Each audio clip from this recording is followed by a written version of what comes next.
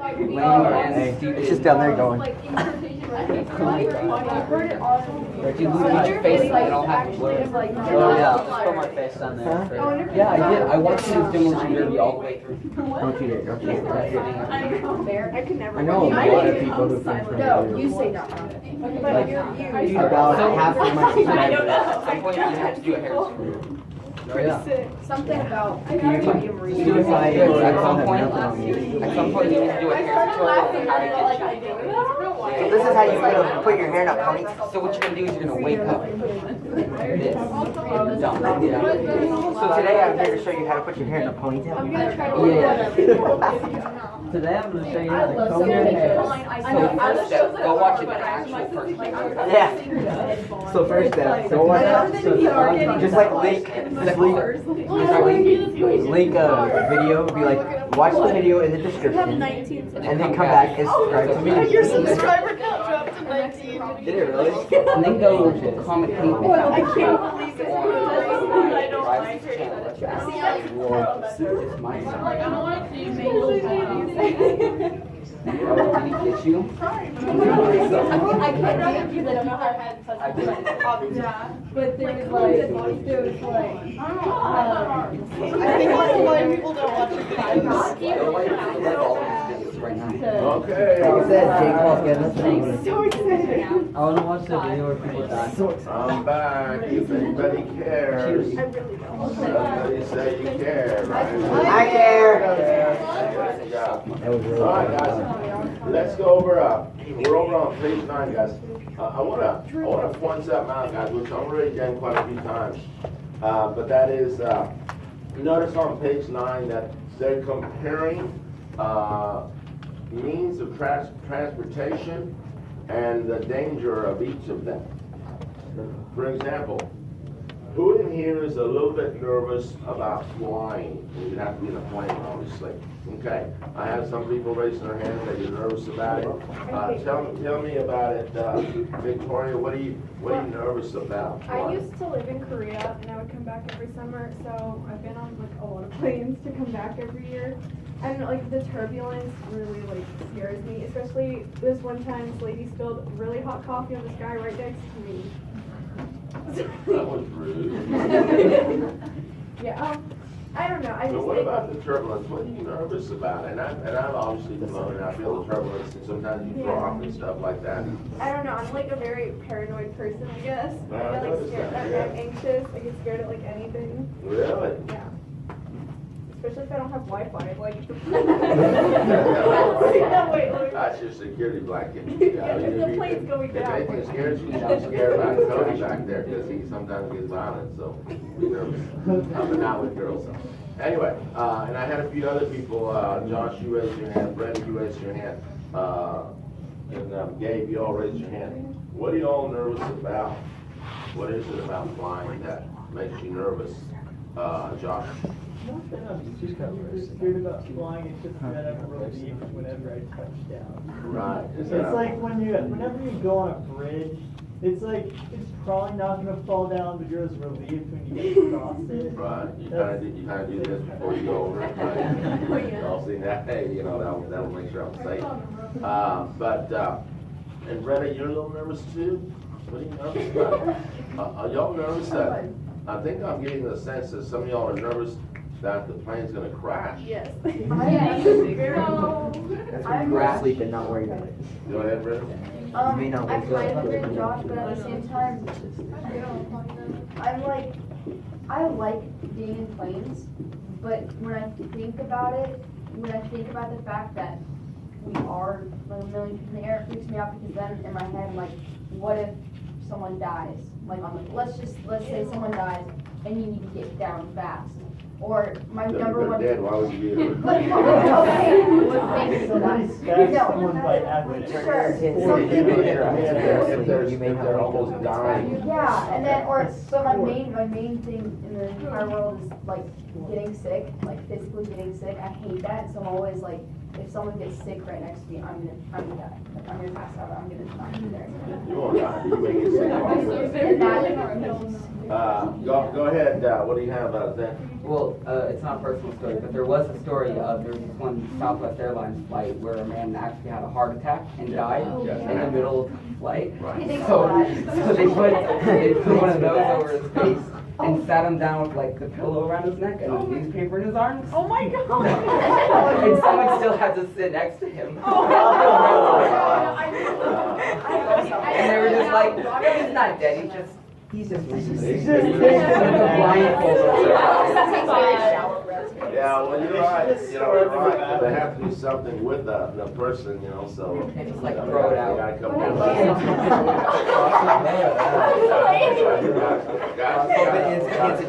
Hey, focus. Courtney, can you say something? Hey, but this isn't about like me being scared, but it seems like every time I'm on a plane, there's a loud crying baby that doesn't stop. You know what? You need to silence. Courtney, about 15 years ago, that was you, that was the crying Nope, baby. they my principal, Yes. I never cried on the You plane. did? Okay. Anyway, guys, here's the point. For anybody that is nervous about flying because you think the plane could crash and that you would die, I have good news and I have bad news. Which one do you want first? Bad news. Who wants bad No news? news. The bad news is this: if you're ever in a plane and it crashes, you're gonna die.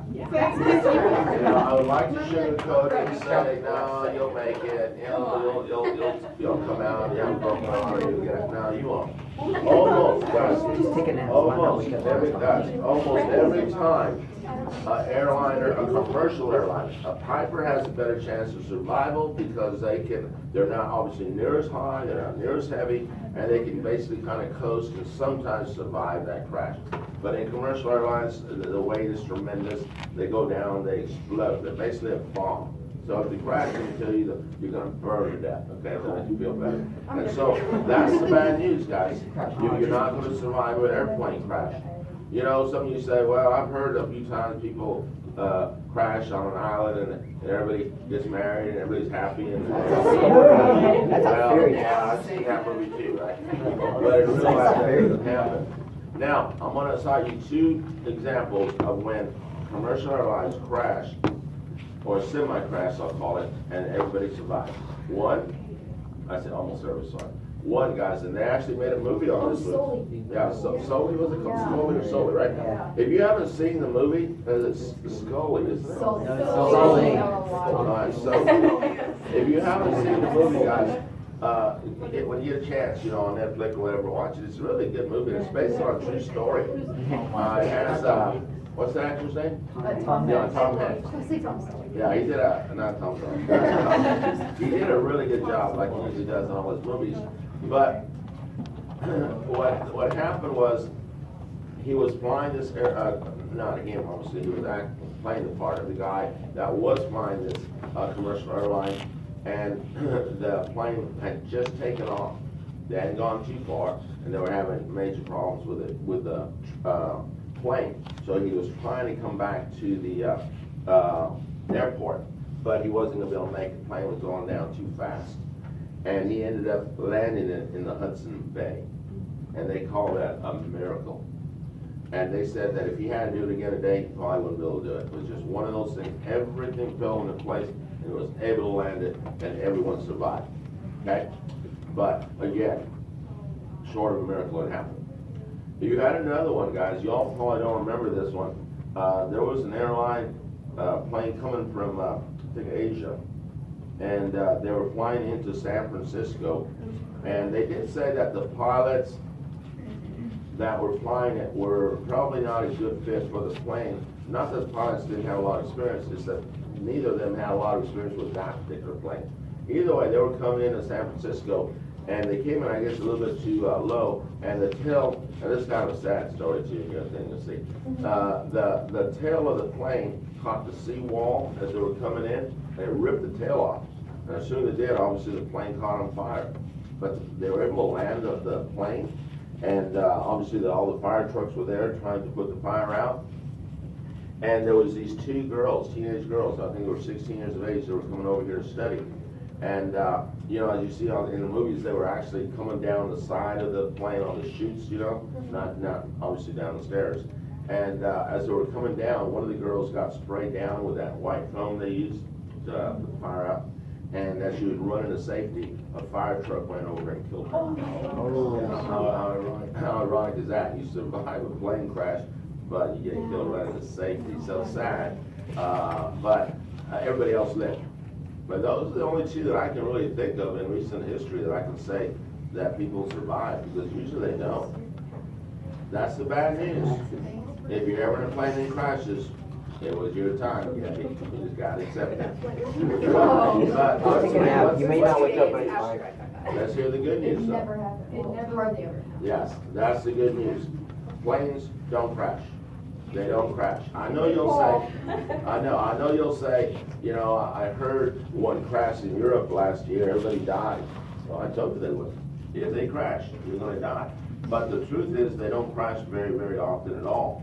The ones that I can think of anywhere in recent history were actually done on purpose by the pilots and stuff, because they don't crash. And the reason is because they basically fly themselves. You know, computers are flying them now. Yes, the pilot helps take it up and down, but otherwise they don't, guys. And so what is the point? Get in a plane. If you gotta go somewhere, get in a plane. You just go to Dallas and I say you wanna go in a plane or a car, get in a plane. I had a girl a while back that said, no, I'm not buying that, Mr. Ray. In fact, my aunt called me a while back, and she wants to send my sister and I some tickets to go fly out to California to visit with her. And I told her she was crazy for me to fly all that way. The plane crashed and we died. So my dad's gonna drive us out there. I said, really? You know, I would hope none of y'all would ever have a death wish, right? You want to die a natural death? But if you did, and your death wish was that you'd want to die in an airplane crash, you could start tomorrow, get in a plane, and every time it went up, you'd say, plane, come on, let's crash, come on. And it wouldn't happen, because they don't crash. But don't ask that in a car. No, don't have a death wish in a car, because you say, let's crash today, you probably will. In other words, cars crash a lot more, guys. And I know we have a lot more cars on the roads than we have planes in the air.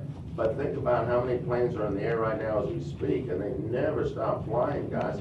Here in Austin, they may stop, you know, at 1 in the morning, but they're flying obviously elsewhere throughout the world, and again, they don't crash. So, point being, guys, is be afraid of the car, not so much the airplane. If you get sick, just have a vomit box. You'll be all right with that. And watch out for the guy with the hot coffee, right? Anyway, guys, let's talk about something that we touched on a little bit last week when we started. Remember age groups? What did we say? You guys are in an age group that has more crashes, more of you get killed in car crashes than other age groups. We did say girls are maybe a little bit safer when they get to be 21. But right now, guys, you're all in that boat. You're all, if you have permits right now, you have a provisional permit. Remember we talked about that? And when you go back to get your regular license, you will have a provisional license until you turn 18. Now what does that actually mean? Just that, you're on probation. You know, guys, I can still remember, and it's been years now, at least I don't know, 12 years, maybe 11 years, something like that. Anyway, I used to get kids in class, like y'all, that would come in here, they would be 16 years of age, as some of you are, and they had never driven in their lives, like some of you all. And they would sit through the first 3 days just like you all did. They would get their permits, and they would hurry and start doing behind the wheel. See, some of you haven't been in a big hurry. Some of you are starting to drive with us, but some of you, you're saying, you know, I'll wait a little bit longer. But they would hurry and get their 7 hours out of the way. Because back then, as soon as they finished the class, they could go back if they were 16 and get their license to drive by themselves. And so that's what they would do. So you would have students that had been in class and had 3.5 weeks of experience, and they'd be driving by themselves. And I think we know what happened to a lot of them, right? And somebody finally woke up and said, you know what, it's not working. In fact, it started in California. They have what they call a graduated license, and it obviously moved over this way. A graduated license means that they make you jump through hoops a little at a time, give you a little bit more leeway until you prove yourselves. For example, guys, if you don't know this, you all, when you get your license, if you're not 18, you're only gonna get to have one person with you in the car that is younger than 21. Like the group of girls here, they would like to say, hey, let's all go to the movies together. Well, legally, they're not supposed to, at least until they turn 18. Ferry them across. What's that? Yeah, ferry them back and forth. Yeah. Pick up one. Yeah, okay, you go take one, come pick up the other, or put two in the trunk and then. Girls, hey, you can get in the trunk. Anyway, so, now that does not include immediate family, okay? You have brothers, sisters, it's fine, you can tag them when you want. But otherwise, you can only have one, person under 21.